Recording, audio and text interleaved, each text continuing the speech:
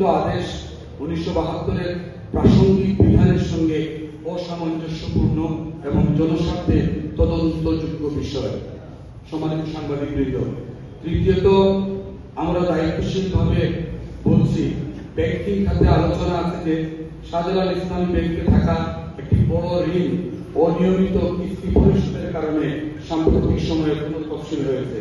এছাড়া আল আরাফা ইসলামী ব্যাংক এবং ইসলামী ব্যাংক সিলেট শাখায় বড় অঙ্কের ঋণ আউটস্ট্যান্ডিং আছে এমন কথাও শোনা যাচ্ছে, যেটার পরিমাণ সুস্পষ্টভাবে হলফনামায় উল্লেখ করার বাধ্যবাধকতা থাকলেও তিনি তা ইচ্ছাকৃতভাবে গোপন করে জনগণ এবং আইনের সাথে প্রতারণা করেছেন।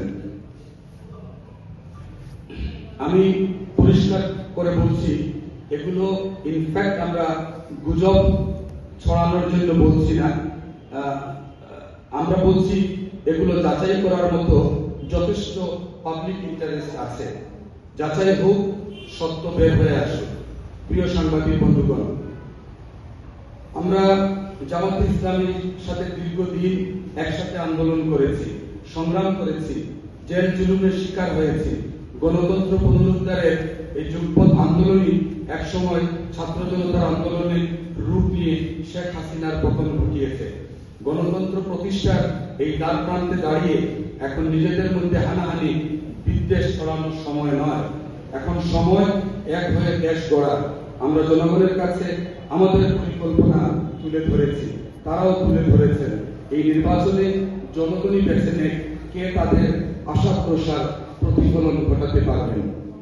5ই আগস্ট পরবর্তী বাস্তবতায় দেশের মানুষ যখন রাজনীতি নিয়ে নতুন আশার স্বপ্ন দেখছে, কর্মসংস্থান, দ্রব্যমূল্য, জীবনের নিরাপত্তা আর শিক্ষা চিকিৎসার মতো মৌলিক সমস্যা সমাধানের পথ খুঁজছে, তখন দুঃখজনকভাবে জামাতে ইসলামী নিজেদের পরিকল্পনা প্রচারণার চেয়ে প্রতিদ্বন্দ্বী প্রার্থীর বিরুদ্ধে ব্যক্তিগত আক্রমণকে গুরুত্ব দিচ্ছেন।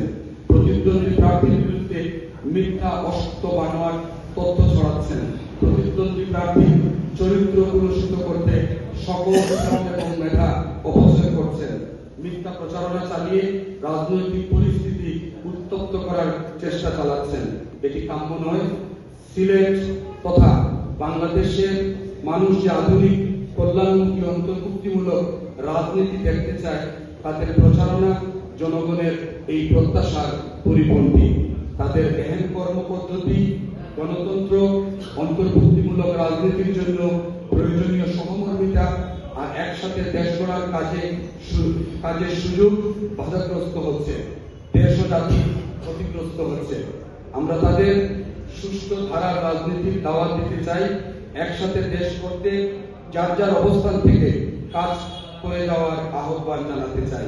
একই সাথে আমরা সুস্পষ্টভাবে বলছি যে নির্বাচন কমিশন যেন অবিলম্বে মাওলানা হাবিবুর রহমানের হলফনামায় কোম্পানি সম্পর্কিত শেয়ার ও আর্থিক দায় সংক্রান্ত তথ্য অপূর্ণ অস্পষ্ট কিনা তা ফ্যাক্ট চেক করে জনসমক্ষে ব্যাখ্যা দেওয়া হোক।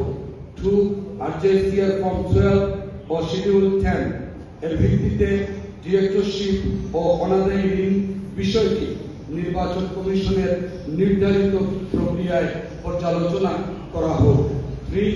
সংশ্লিষ্ট ব্যাংকগুলো ও প্রয়োজন হলে বাংলাদেশ ব্যাংক ঋণ আউটস্ট্যান্ডিং, রিশিডিউলিং সংক্রান্ত তথ্য নিয়মতান্ত্রিকভাবে যাচাই করুক।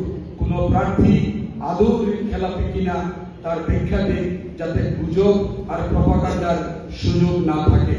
প্রিয় সাংবাদিকবৃন্দ, হলফনামায় সম্পদ দায় সঠিকভাবে প্রকাশ করতে কেন মাওলানা হাবিবুর রহমান ব্যর্থ হলেন, তার ব্যাখ্যা তিনি সুস্পষ্টভাবে জনসমক্ষে তুলে ধরবেন, এটি আমরা প্রত্যাশা করি।